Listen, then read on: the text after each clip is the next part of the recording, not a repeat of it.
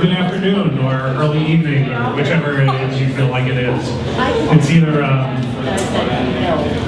for happy hour or time for dinner. I always think liquid dinner.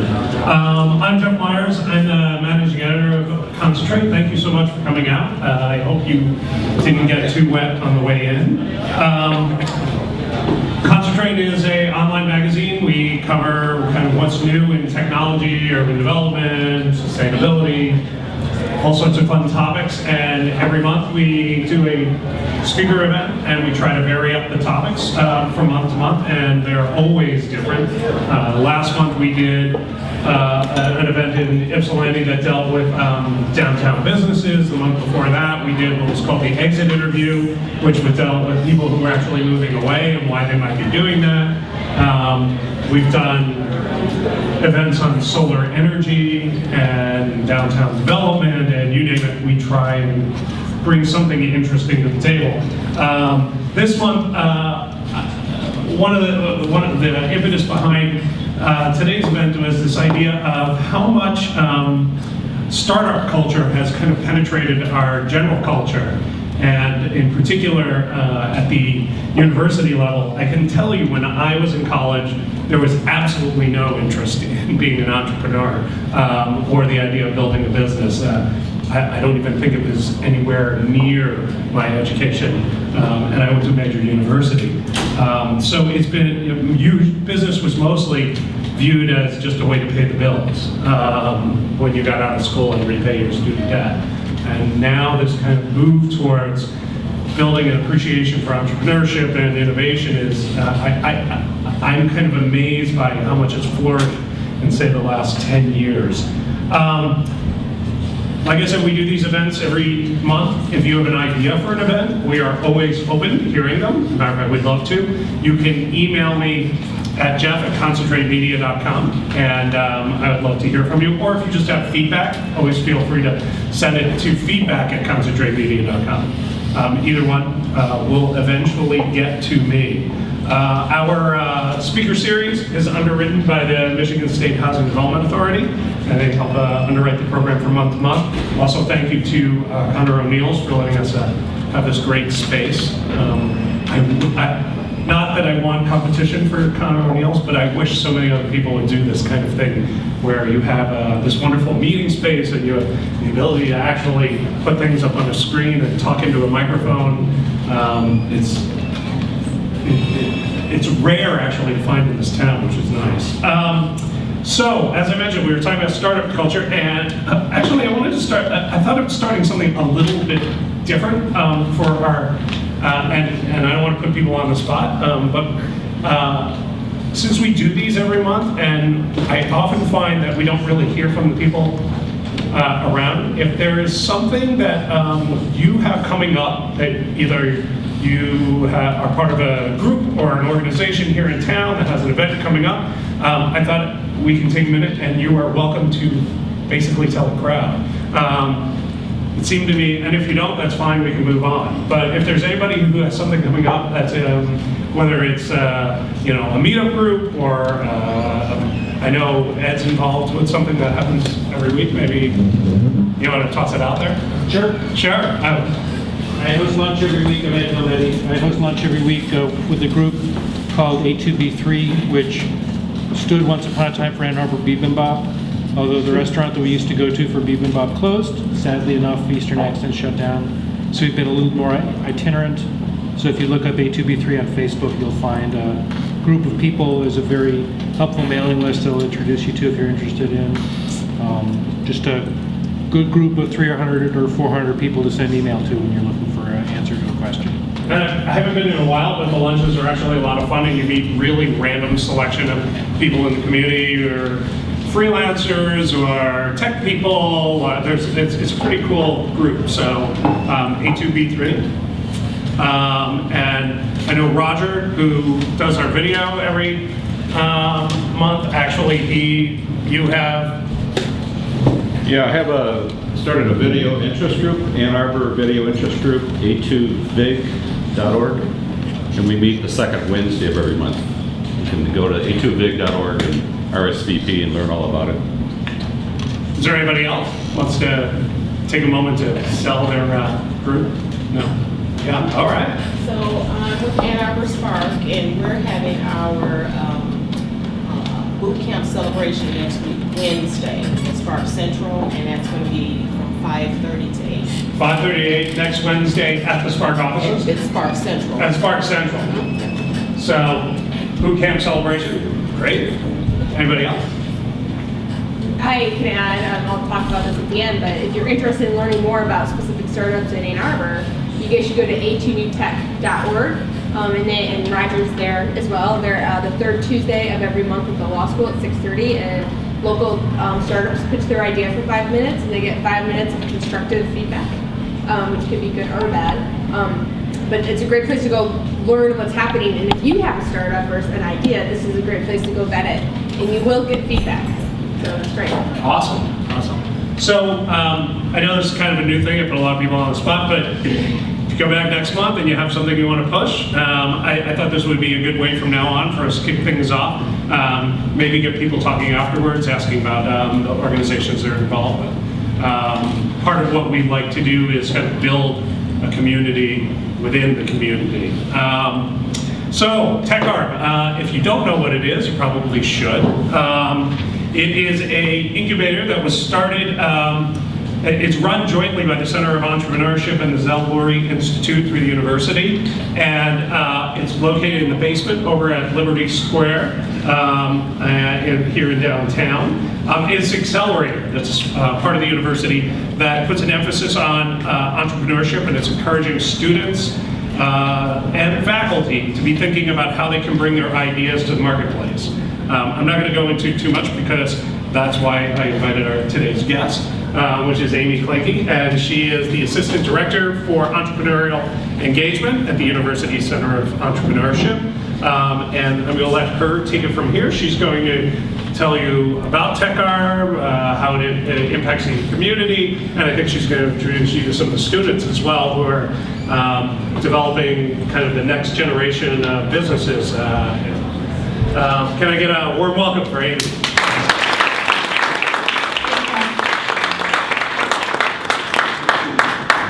Well, I wasn't sure who was going to come, and when I asked Jeff who's coming out tonight, he's like, it could be 2 people, it could be 50 people. So I'm glad to see that we filled the room on this cold, rainy day.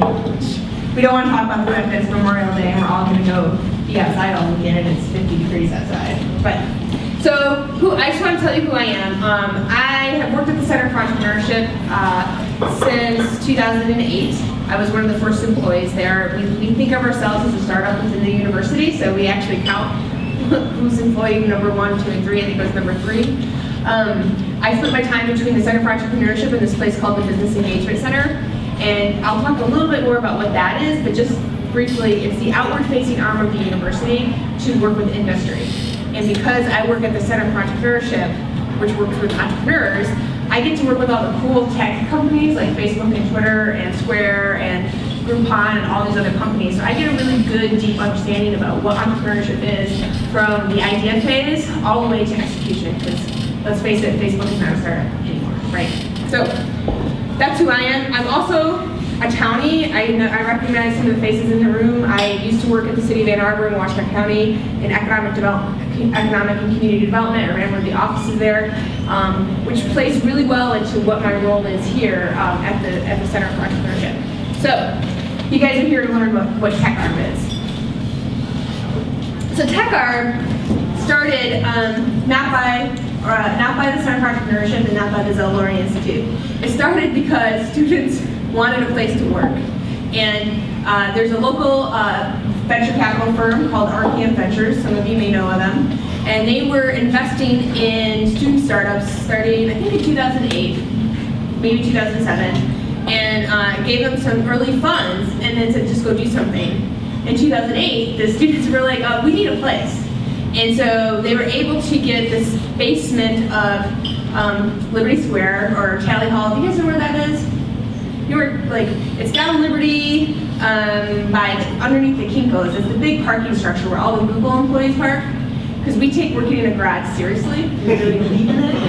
And so that's it. So the students basically went down there and squatted, and there was nothing there. It was literally cement floor where I trimmed and scraped my knee, and these big ceilings, and the students were like, awesome, great. And so they put $50 into a pool, each of the people who were going to work there, went to IKEA, bought tables, like really bad tables, but bought tables, screwed them together, and then said, okay, it's BYOC, because they're college students, which means bring your own chair. And so they showed up and they started working on their ideas. And we had some really early successes that were really phenomenal, and I can talk a little bit more about them, but one of them, how many of you have heard of the app, Flight Track? Does anybody have it? So that came out of TechArb. That was in the basement, and they actually sold to Expedia a while ago. But the good news is, Mobiata, the company that actually was formed, stayed in Ann Arbor, and it's here still today. So, and out of that first class, there were some successes, and there were some crazy, awesome failures, and that's great, and we celebrate them all. So, when that summer ended, the students didn't really want to run an accelerator. They wanted to work on their company, so they went to the university and said, can you please take this over? We've got something great, and we agreed. This was great, and how could we support them and get them started? So we put our heads together, and we went to go sign a lease. And I don't know if anybody in here works for the university or works with the university at any level, but signing a lease for a non-university property took us almost a year and a half. This is the way it was.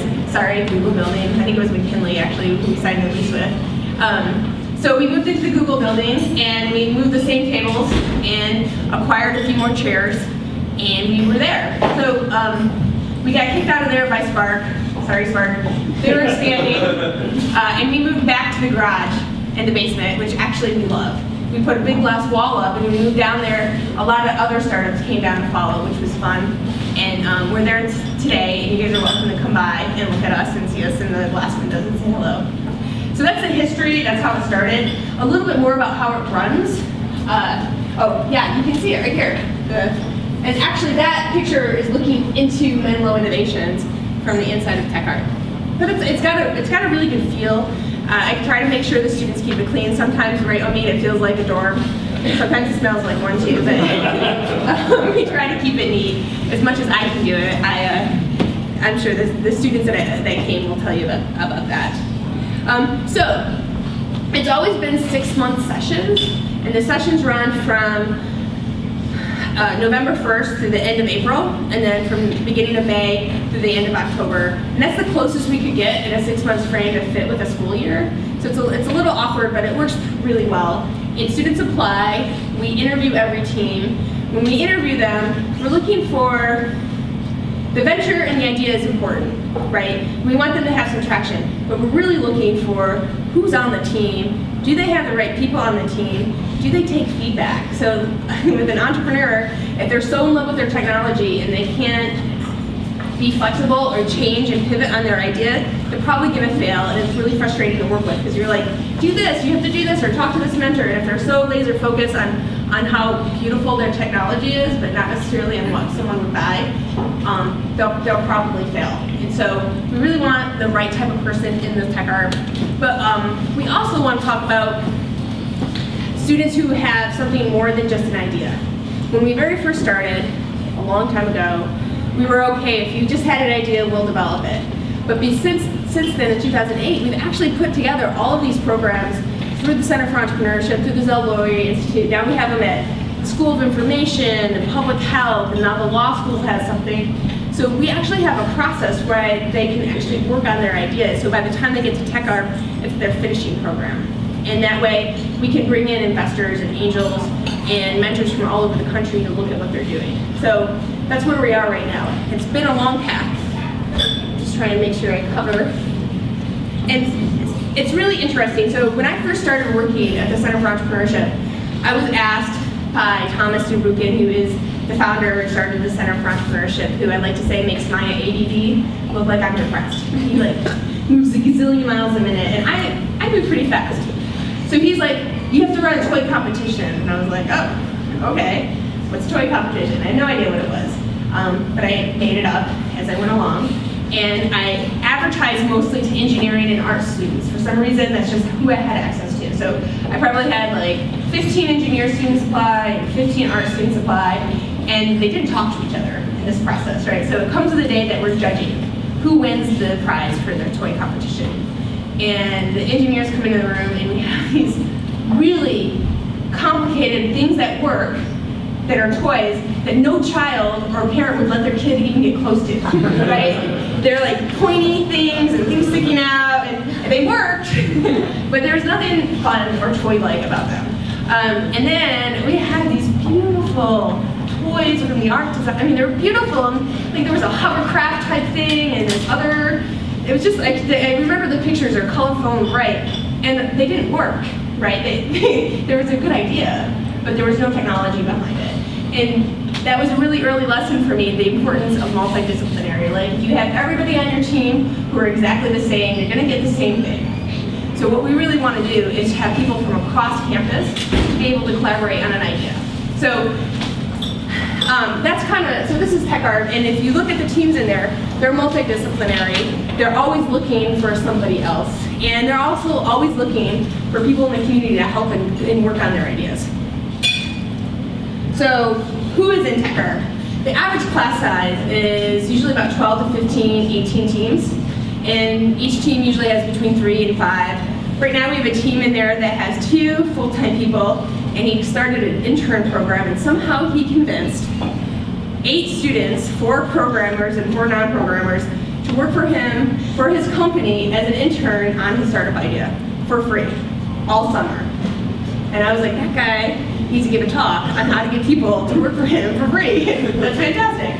So when I say 3, it's usually those are the people who are the main core members of their idea. It's pretty evenly split between business students and engineering students. Sometimes it switches on and off, and then we get a variety of the other students. We have a couple med students in there right now. We have some health informatics students, and it's not showing up, but I have one that says we have a lot more guys than girls. We're working on it, and we really want more. We want more women in there, and it's something that we struggle with entrepreneurship across and engineering, to be honest. How do we get more people interested, especially women?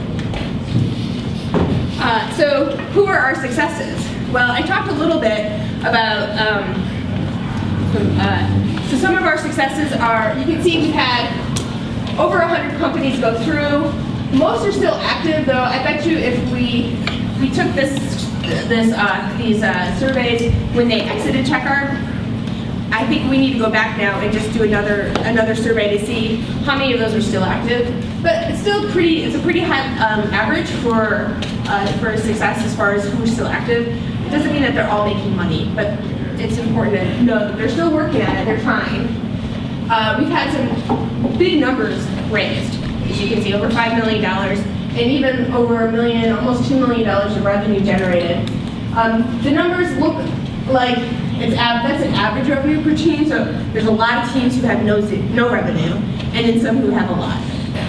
But that's the way that this works, and we're pretty proud. One of our successful members, so Mobiata is one, there's another team member from the first class called Sidecar.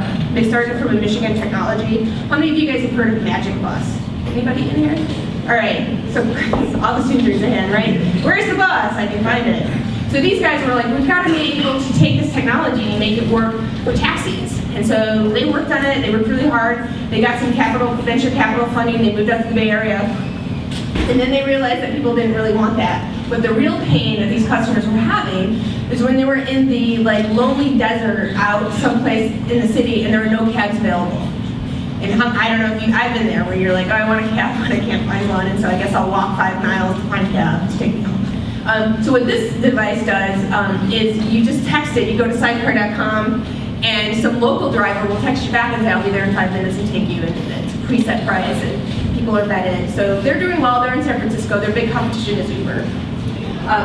But it's also interesting to think about some of the failures we've had. So one of my favorite stories about one of our students in TechArb was this guy named Ryan Cotta, and he had a great idea. He wanted to create a system for overnight long-haul truck drivers on how to track their hours and how to report it to the government, right? And so that was his idea. He and his team worked all summer on this idea. all summer. And then at the end of the summer, we were like, so what do your customers think of this? They're like, oh. And they hadn't talked to one single truck driver because, in his words, they're scary. So he finally went to a truck stop and got up the nerve, got some chutzpah, bought some guys some coffee, and said, okay, I have this idea. Turns out they're not scary, they're just men. And they have a system for how they want to track this stuff. And there's one for the government, one for themselves, and then one for their boss. So the last thing that they want is some sort of like device that actually really tracks what they're doing. And so he was like, oh, now he works, now he's a U.S. diplomat, so go figure. He's someplace around the world. So, but it's really interesting to watch how these teams go through this, and they have this idea, and they're excited. And what we teach at the Center for Entrepreneurship is that you can have the best idea in the world, but you better go vet it with 100 people who matter in that whole value chain before you do anything, because your assumption base is probably wrong, most likely. And so that's the kind of thing that we try to teach as they go through. So I have a quick video just to kind of talk about what's happening on campus. Before I play the video, I just want to say quickly that life on campus has changed a lot over the last 5 years. As Jeff said, there was nothing here 10 years ago. So this video will speak to that.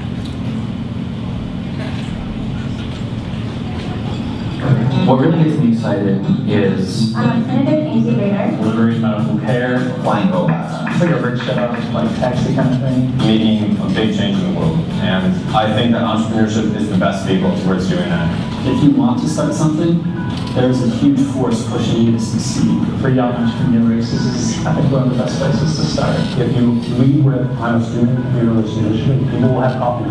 People will meet with you. They will give you advice. there's so much to learn. And that's something that's really incredible about being here and being at Michigan, especially now where there's so many resources and so many opportunities to put those skills to the test.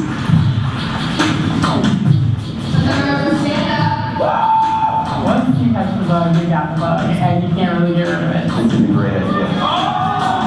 Michigan really does it right. All different entrepreneurship programs, social events, and these mixed and mingled things. One of the biggest programs here at campus that kind of ties everything together is the Center for Entrepreneurship. It's pretty much the hub of everything entrepreneurial. You'll have amazing courses, amazing speaker series. They really create one central place for people to go if they're looking to do something entrepreneurial. The Illinois Institute is really helpful for me in the beginning. I did a business plan competition, won the Michigan business plan competition, and even after the competitions were over, they were always there to give advisement. You know, I can still go to them today and ask them questions. Our company is using the entrepreneurship clinic at the law school, which is matching law students with entrepreneurs. They helped us become an LLC, filed for provisional patents. So they've been great, any legal need, anytime, even over the summer, great help. TechArb is a great accelerator in Michigan, bringing a lot of student startups together, gives us a space to work, it gives us mentors to talk to, brings in industry people, helps us find funding. It's pretty awesome. There's always people around. I mean, most of us are young in our careers and we're learning all the time, so it's good to talk to other people. I like to be my own boss. I'm in the first class of the Masters of Entrepreneurship program. It really gives you the opportunity to learn a lot of things that you wouldn't necessarily have exposure to until you screw them up in the real world. Learning the entrepreneurial process, if one idea doesn't work, the methodologies that you learn can potentially apply later. You come up with another brilliant idea. What we're working on right now is a manual centrifuge in order to deliver healthcare to underserved people in rural India. We're creating robots that carry sensors and other payloads to locations that are difficult for an inspector to get to. Science for science sake is great, and there's a place for it. But what I'm really passionate about is making medical devices that give people a better quality of life. This is my big fourth startup at this point. A thing that's very unique about Michigan is they don't claim any of your work as an undergrad, or as long as you're paying to be here, they don't claim your intellectual property, which is really cool. It's one of the really special things about Michigan. The university is really supportive of entrepreneurs. The entire ecosystem here in Ann Arbor, it's not just the university, but it's the entire community. What gets me excited is the chance trying to take all of the stuff that I've learned during my time here at U of M and turning it into a real thing, to not just let this idea, which I consider important, die. I didn't know what entrepreneurship was. At first I thought it was someone that lost a lot of money. Once they realize that they don't have to work for a giant company, they can go work for a startup and make an impact. It's like you're climbing stairs on a foggy day, And you can't see the next step. It's just having that faith, following that passion, nothing's gonna stop me. You turn something from paper into something, you can hold here and from now. Yay, video. I just thought it would be nice for you guys to get a feel of what is happening on campus.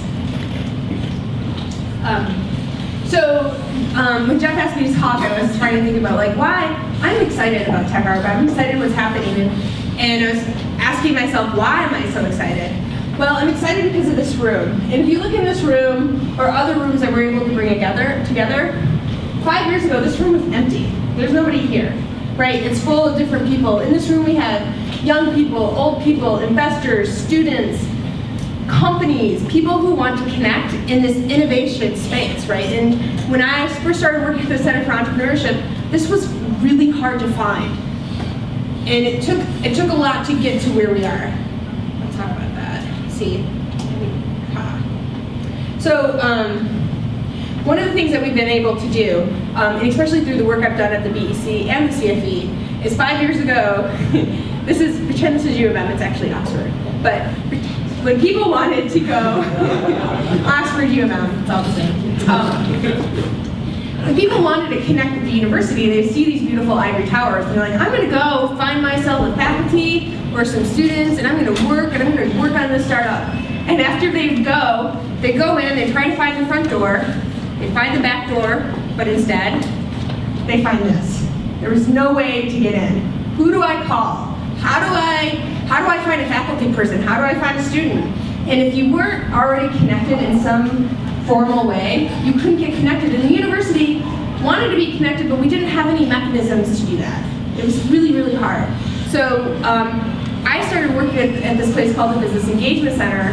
My whole job is really fun because my whole job is to connect small companies and startups with the university in whatever way it is. It's around talent, if it's around research, if it's around trying to figure out who to talk to. I can't promise everybody who comes in the door, and let me tell you, I've talked to a lot of people who say, I've got this great idea, I just need some students to execute at it. That's hard to do, so I'm just going to put that out there because it's a lot more than just someone to execute, right? But if you have an idea and you legitimately want to work on it yourself and you have funding or not funding, it's worth coming to talk to the university. There's a lot going on. So I like to think that this door that was chained is now wide open, right? There's a way to get connected to it, and I'm one conduit. The Center for Entrepreneurship is a conduit. The Business Engagement Center is a conduit. And so if you want to get connected, you can. And it was something that didn't happen before. So back to this room, right? I don't know why it still says opening every hour, but whatever. How did we get So how did we get all these people in the room? So it started with students, and you can see some of the students back there. People love students, right? Who went to college and remembers those as your best days, right? You didn't have to pay a mortgage, you weren't married, you didn't have kids, you didn't, your biggest bill was your phone bill back in the day when it was plugged into the wall, not one that you carry around. So when they think about students, they get excited, and students bring curiosity. They have new ideas, they think differently, and so that's exciting, right? So first we put the students out there, because once you get students involved, people get interested. And then we pulled in mentors, and we got the mentors to go talk to the students. In this picture up here, we have a venture capitalist, we have someone who works with early stage startups from tech transfer, and we have a serial entrepreneur. And those guys come out to meet the students and see, what are they thinking? What's different? What is something that they're doing that I haven't thought of, right? And how can I get involved? And who knows Doug Song in here? All right, if you don't know Doug Song and you want to be in the startup space, he's the human router of Ann Arbor for startups. So when I first started working here, I sat down with him and I'm like, Doug, what's wrong with our community? Why is it hard to plug in? And he just shook his head and he's like, it's gonna come back, but we have to work. We have to think about how we connect people. So he told me to go to Boulder and connect with people like Brad Feld and to see what they're doing with all these different things like Techstars. And I went on these trips. I listened. I was like, okay. And when I went to these communities, I saw that the university and the community were actually talking to each other and were really getting connected with each other, and it was such a difference in excitement and energy. So that was about 5 years ago. Then we actually started to spread out across campus. We weren't just the Zell Laurie Institute and Business School. We weren't just the CFB and Engineering School. We actually said we need to work together to be successful. So we have joint programming. We share students. I like to say the Center for Entrepreneurship is completely agnostic. We're in engineering. We'll give you an engineering credit, even if you're an LS&A student. We're happy to do it, and good for you if you take a 400 class in engineering and you're an English student. That looks awesome on your transcript. Right, so we opened it up, and now if you look across campus, you can get connected to law school, in public health. Vic Strecker just told me the other day that some of the best startups at the university, some of the most successful ones, actually came out of public health. And they're finally starting an entrepreneurship program to get their students excited.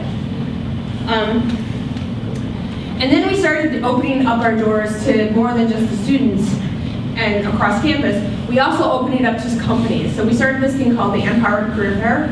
Empowered is a student group on campus that focuses just on entrepreneurship.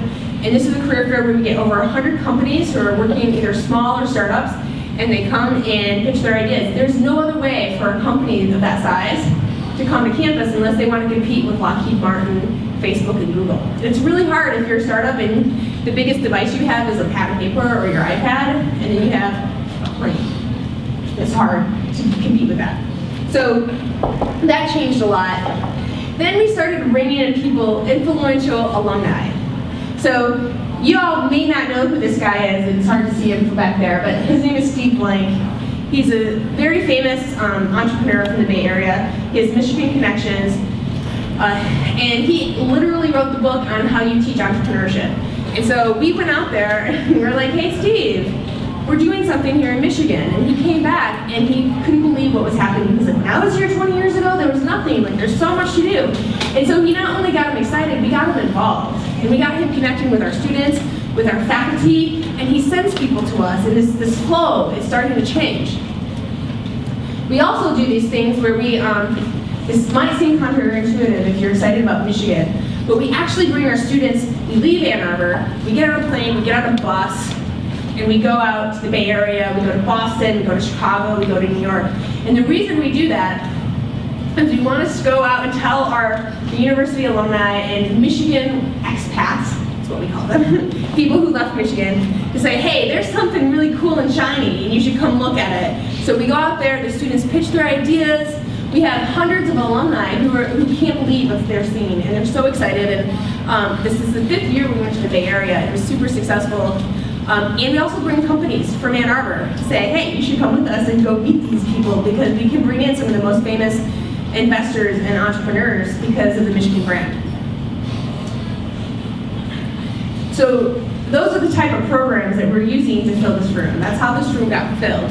It's also how we get people like Dick Costello, who's the CEO of Twitter, to come home. Right? He came and just spoke at commencement. He comes every single time we've gone to the Bay Area in the last 3 years.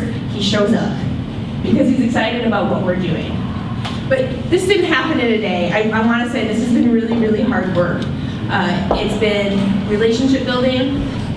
It's been teaching students how to network. I literally teach a class. I should actually make you guys do this.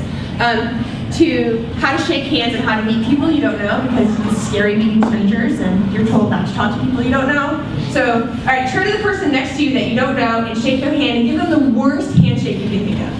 Just go ahead. Give them the lip, the fin. It's disgusting, right?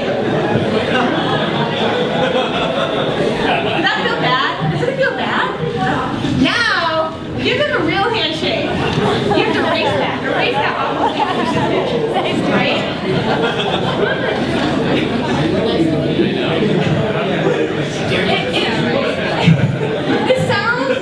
It sounds really silly. This is how you shake someone's hand, but actually it's really important. One of my quotes that I say to the students a lot of times, I'm like, it's okay to be weird, just don't be the weirdo, right?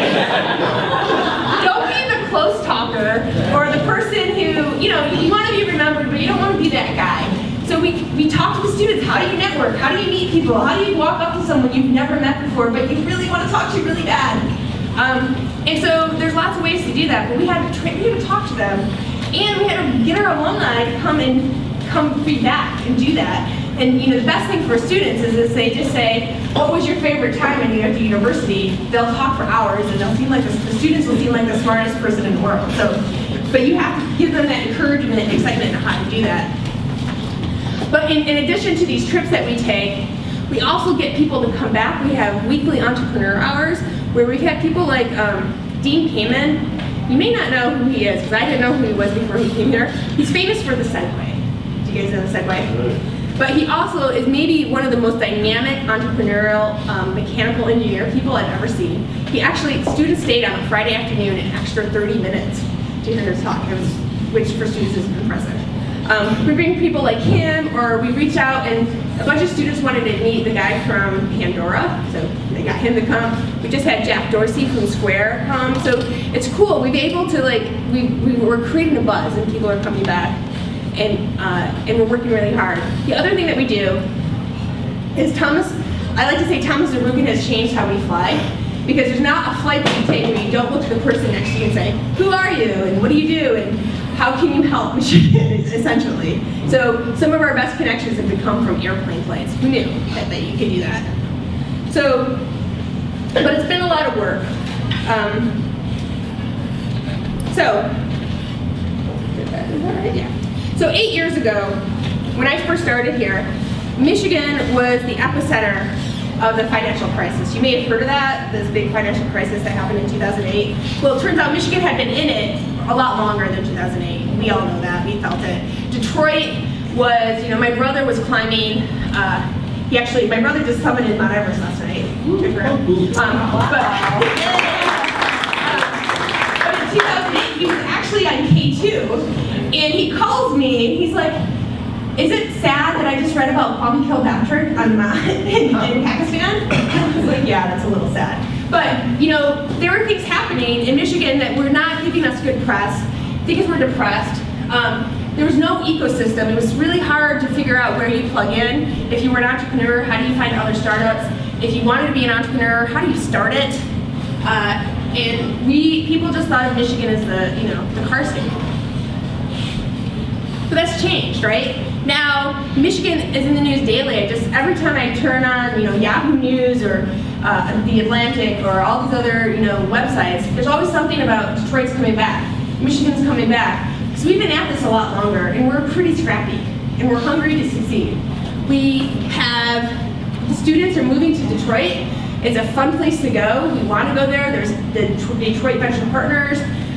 There's what's happening right in that downtown area. It's exciting. I'm excited to go to Detroit now. We also have capital in the state, so venture capital. When you talk to startups, one of the things they'll say is, we don't have enough capital in Michigan. But we just learned that Michigan had the highest growth of venture capital investment last year of any state in the union, which is exciting, right? We went from 25th to 12th or 15th or something like that, but that's significant in how fast we're growing. And that happened in a year.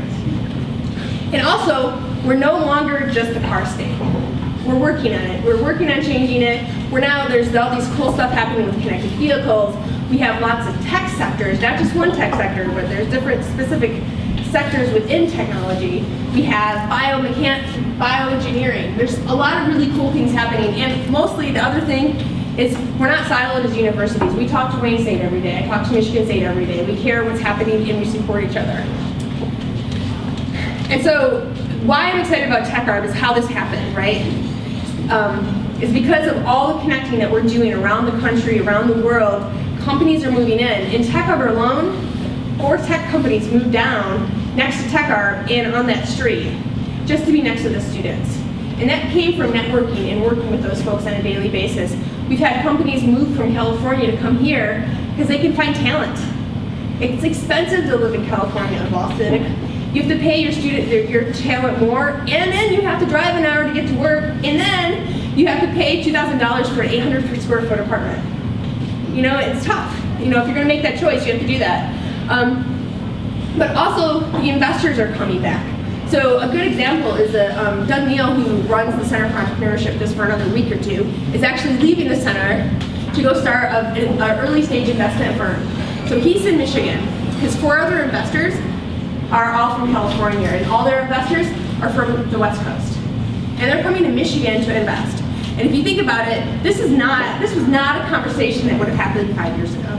And so it's exciting what we're doing and what's happening. And I feel really proud to be part of that network, but it's not just the Center for Entrepreneurship or TechArb, it's the whole community. We're rallying around getting people excited about innovation. So, where you guys come in is I recommend build your network, get connected, take risk. I didn't talk about failure a lot, but I want to say one thing, is if you go out to the Bay Area and you talk about your failed business, it's like it's like a badge of honor. People are like, yeah, I've had 5 failed businesses. They're like, oh, I've had 8. Oh my gosh, this one failure was terrible. It like blew up. I lost $1 billion. That doesn't happen in Michigan yet. But wouldn't it be great if it did? Like if we look at, maybe not the $1 billion, but the idea is that it's okay. It's okay to make a mistake. It's okay if your company doesn't succeed. Just fail fast. Like, and do your research ahead of time. Before you invest $1 billion, there's that one famous company about, I think it was like grocery delivery. They're gonna do home grocery delivery. They got $1 billion investment, and then it failed totally. And it was partly they didn't have a customer base. Actually, people didn't want their groceries delivered. So it does happen, but don't be that person. But if Michigan, if we can do that here, if our students cannot be a fail to fail, then I think that we feel successful. I do see Spark sitting here, and I just want to also do a call out to the other organizations that we work with. So Spark, the Michigan Economic Development Corporation, Start Garden in Grand Rapids.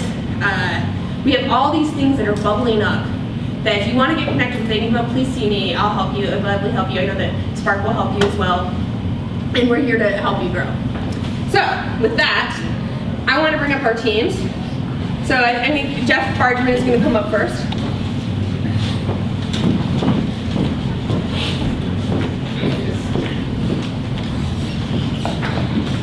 Hi everyone, my name is Jeff Bargman. I'm a graduate student here at Michigan. I'm an MBA with a computer science background.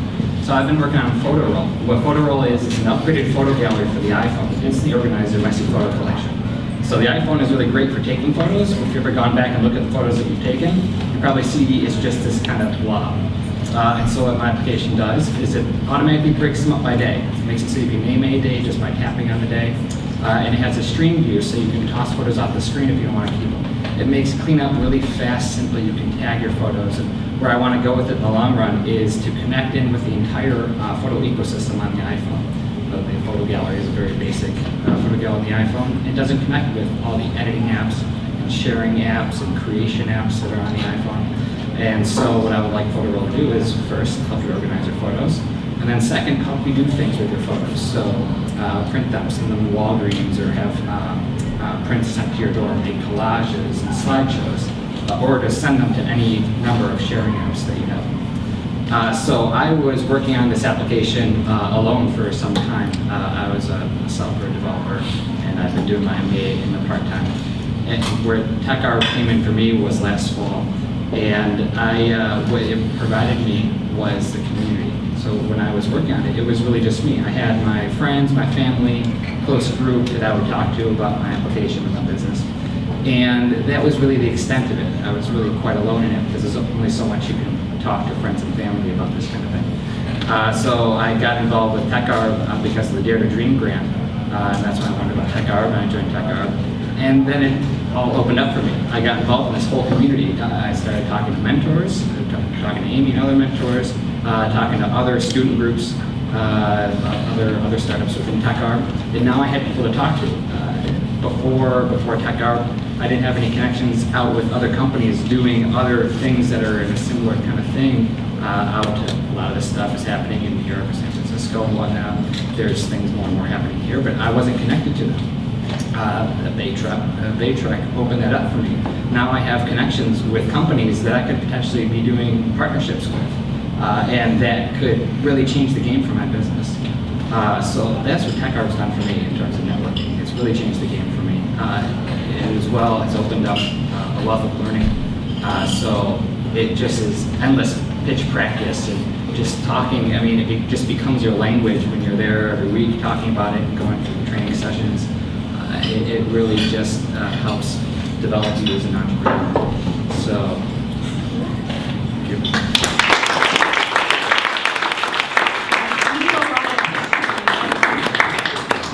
We make them practice their pitch a lot because we don't want anybody to fall asleep while they're pitching, and we also find a lot of teams they get so in love with their technology that they'll just talk about it, and like most people they won't even understand what their technology is. We're like, no one cares, they assume it works, just talk about why we care.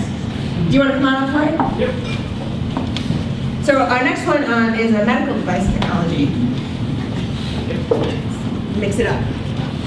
Yep. Hello everybody, my name is Jorge Sanz Guerrero. Please raise your hand if you have back problems. Hey, 1, 2, 3, 4, 5, 8. Good. Just to give you an idea, 20% of the population here in the States have back problems. And we went out and started talking with people, and actually we found out that doctors have the worst kind of back problems from everybody else, which was kind of awkward. Everybody thinks of doctors as, oh, they do make a lot of money. But these guys actually break their backs while making this money because they operate over patients for several hours per day, wearing heavy lead vests in case they use x-rays, and they have become like the assembly guy on the modern era. So for them we have designed a back brace that has electromechanical components that allow them, and this is cool, to have support but also move. So the paradigm of you being encased on something that it's giving you support, we're changing it into something that actually moves with you. So how many of you have seen Iron Man? Iron Man. Yeah. Actually, the people that raise your hand on the first time and the second time, we would like to talk to you.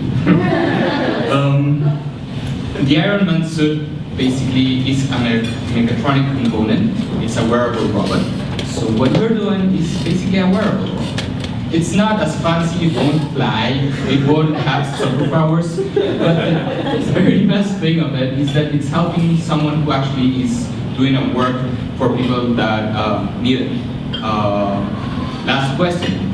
How many of you have received call from your doctors telling you you should take care of yourself because you could have cardiovascular problems? Good for you. You should, because that's one of the increasing problems in the United States. The thing is that the guys that actually help you to solve these issues are the ones that have back problems. And if they keep on the trend that we are seeing, they will be less and less in the United States. So we do need to take care of them. And well, that's how we started our company. We are mechanical engineers, we like tinkering. As mechanical engineers, we're not so good at talking with people, so here comes TechArb. I was on my first speech on TechArb, and I gave some part of this, and I also asked, is there any mechatronic engineer here? Which is kind of strange, and someone raised his hand, and it was like, yay, you're part of the team now. Finding someone with that particular skill is really complicated, and being able to find one on just a random talk was amazing. And we've found mentors, we found possible investors, we found really amazing people that have given us help in ways that we didn't thought they could eventually have. So, for example, people that are just straight ahead and tell you, well, you have these kind of problems, when everybody's telling you, well, your baby looks good, and she's kind of cool, and she says, well, you should take into consideration this and this, and it's like, interesting.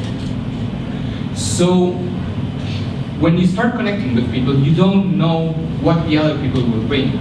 But one thing I can tell you is that if you do not connect with these people, you will never find out. And TechArb has been that for us. It's been an opportunity for meeting a lot of people that are really interesting, that has helped us in many ways. And definitely, as we grow older, we hope to become a great company and also give back. But it could be some time from this moment on.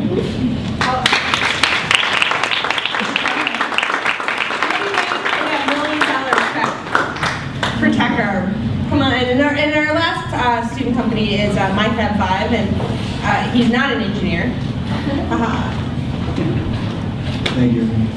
So I'm briefly going to pitch our startup, but I'd like most to talk about what the experience with TechArb has been like for us. So MyFab5 is trying to simplify the way people find and recommend the best places. Typically people use review sites, so a site like Yelp. The problem with reviews are they're very long, you have to select stars, and you have to write the pros and cons, and describe your experience. And I'm guessing most of you have never left a review, because leaving a review is a really painful process. So what MyFab5 is doing is redefining what a review is. Instead of selecting stars and writing a long passage, what our users currently do is they rank their favorite places. So you could say best place for Irish food, my favorite breweries, favorite place for Mexican food, burritos, etc.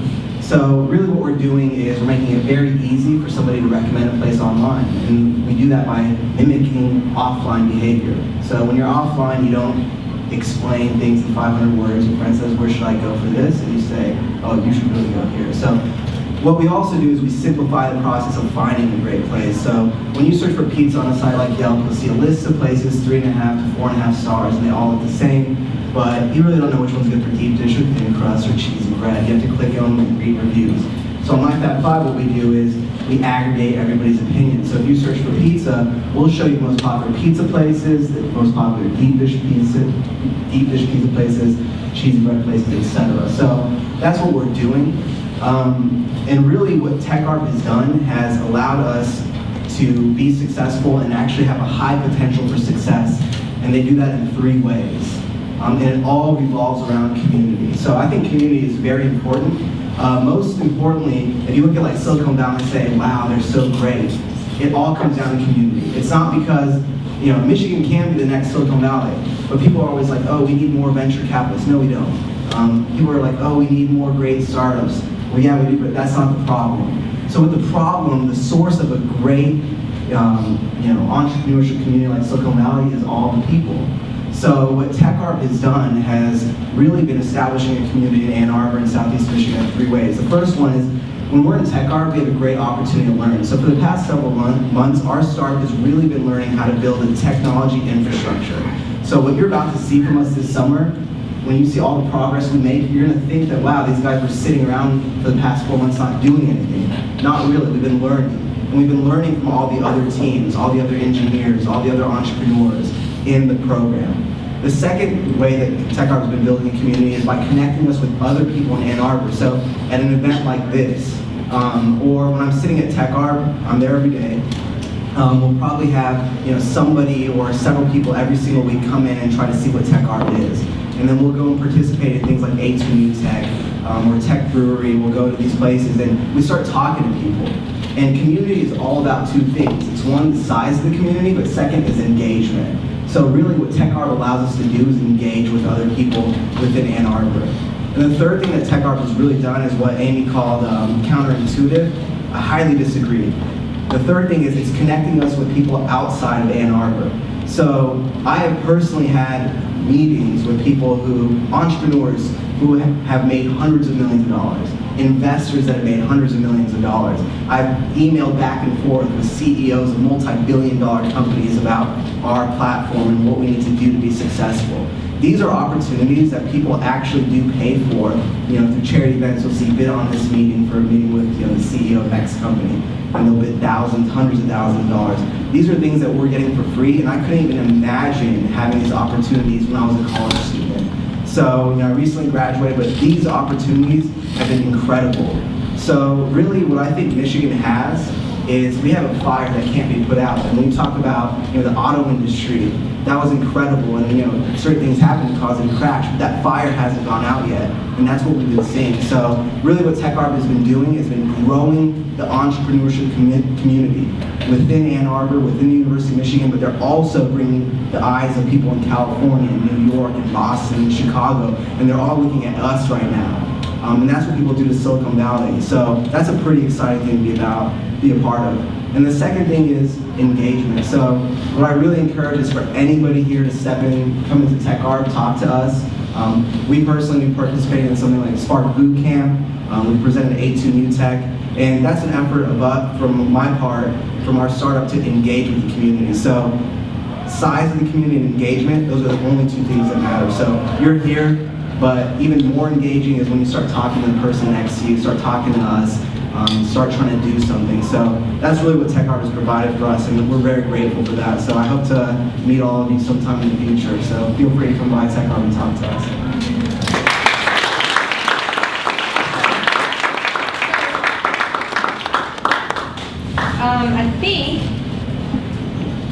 I think that's it. So I have to leave in about 20 minutes for another engagement, but does anybody have any questions, and I can bring the students back up about what we talked about tonight, or if you want to go ahead and drink some more beer, I totally get that.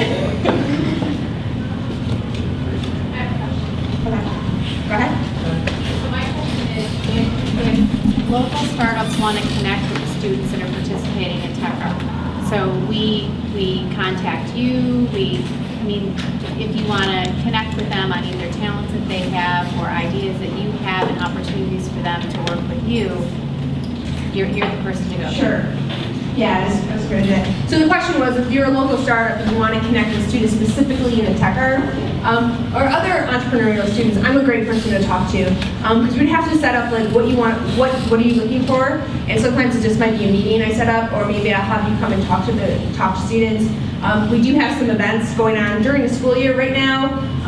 TechArb is pretty active, but everybody else has left campus, so it's a tougher time to connect. But yeah, I'm the conduit for that, for sure.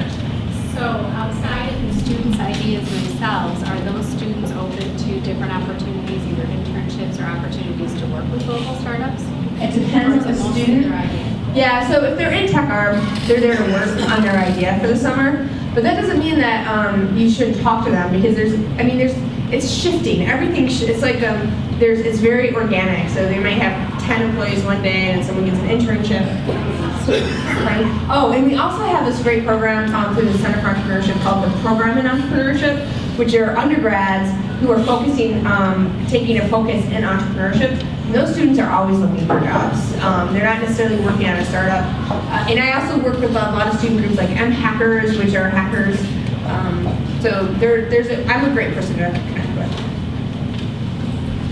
Could you talk a little bit about the mentoring programs that you have in place? Sure. Wow, mentoring. It's been a road to get to where we are. We have gone through at least 3 different technologies, saying, okay, if we had the right technology, we'd be able to manage all these people who want to mentor, and we want to treat them well and give them good connections. It turns out technology doesn't replace a human person, like a human being who can actually say, okay, this is your skill set, this is what the need is.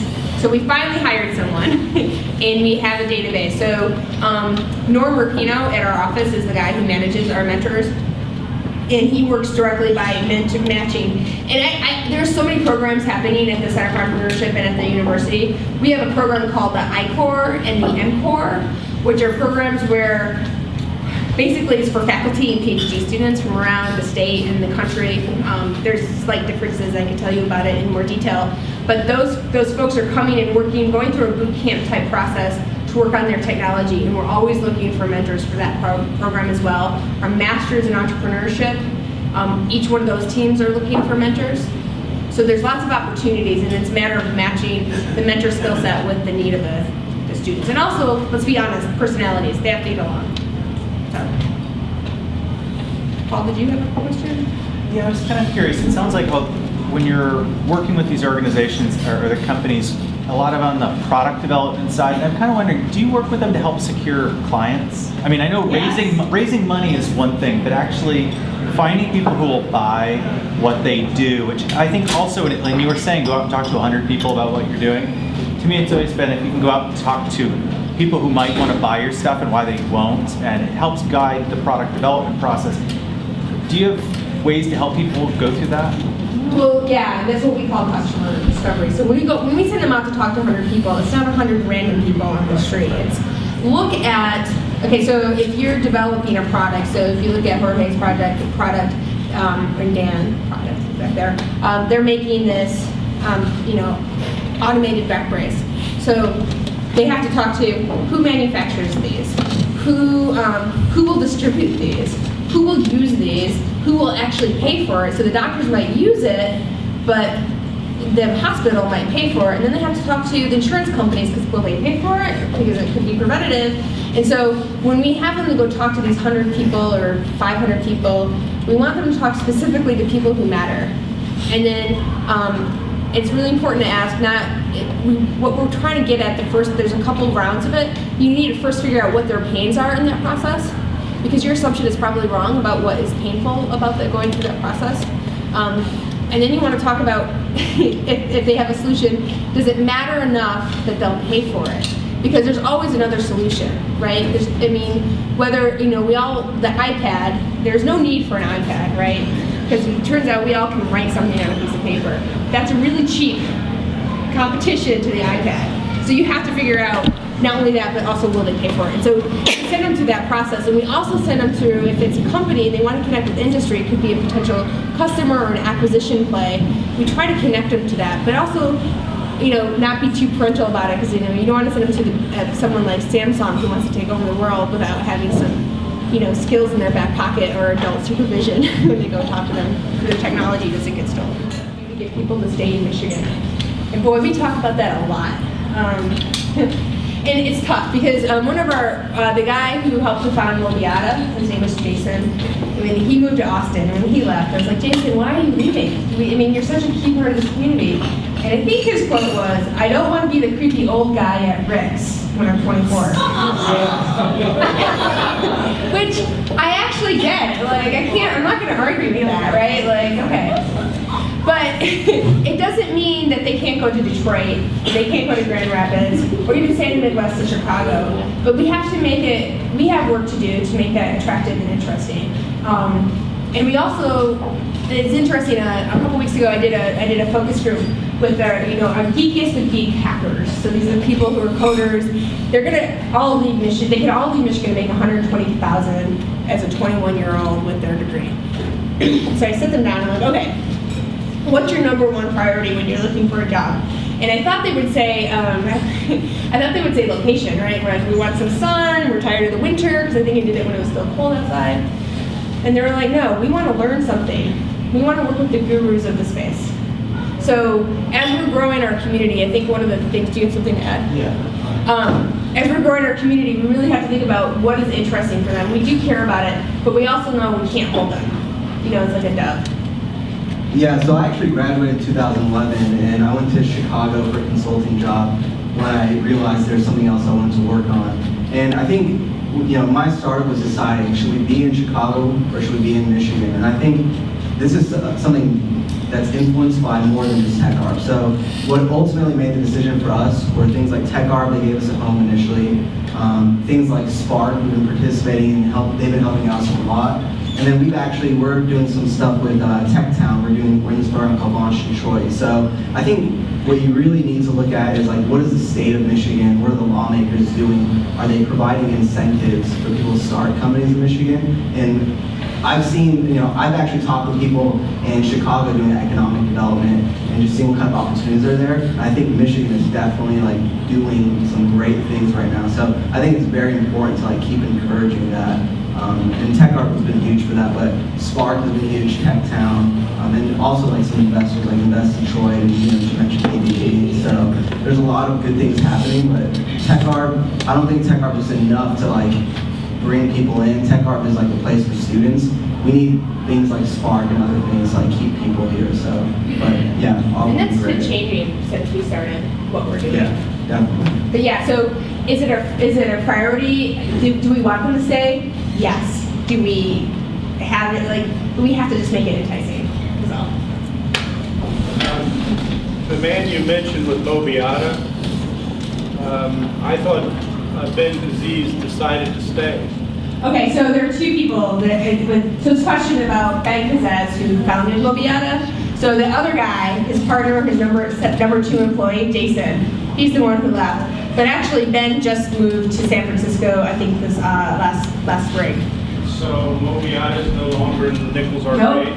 Mobiata, so the good news is Ben left Mobiata to start his own thing. Actually, he went to go sing opera. That's what he did. So Mobiata is here, they're staying in town, but he's no longer with it. Well, so the founders both left, but the company's still here then. Correct. So the founder, like you said, the founders both left and the company's still here. But what I remember of the moment when Travelocity purchased them, and that was the incentive to go to Austin, that by staying here in town, that they actually got some of Travelocity's local business to come up here. So is Expedia. I'm sorry. Yeah, so Expedia purchased them, and Expedia is actually out of Seattle. And so they convinced Expedia to stay here, and then they wanted to grow, they wanted Mobiata to be their R&D for mobile. And so they did, and they're here, and they're still here. That's true. I had a question on patents, and question would be, is once an idea is deemed viable or possibly successful, what resources does TechArb have for patent application and maybe even just expertise in that area?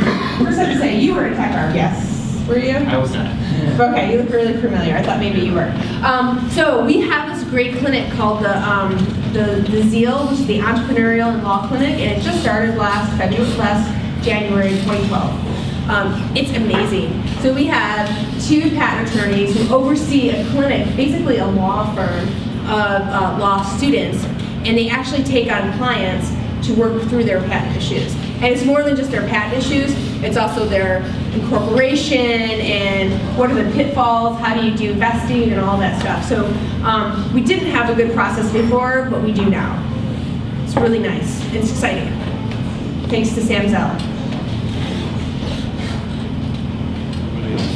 Beyond mentoring, what sort of coaching do you offer? For example, that situation where someone developed an app for truck driver time logging. Steve Blank would argue that you should be doing customer development early on, finding out who your early adopters are, using them, so that you don't dig yourself into that hole. Exactly. So that guy, Brian, he was in the first session of TechArb before we met Steve Blank, and boy, we changed a lot. And we use our mentors, and we want our mentors who are working with us to be on that customer discovery bus, because we don't want another student to spend their entire summer developing a product that nobody will buy. So I agree. Did you have a question, sir? Okay, that was it. No? Okay, great. Thank you, guys.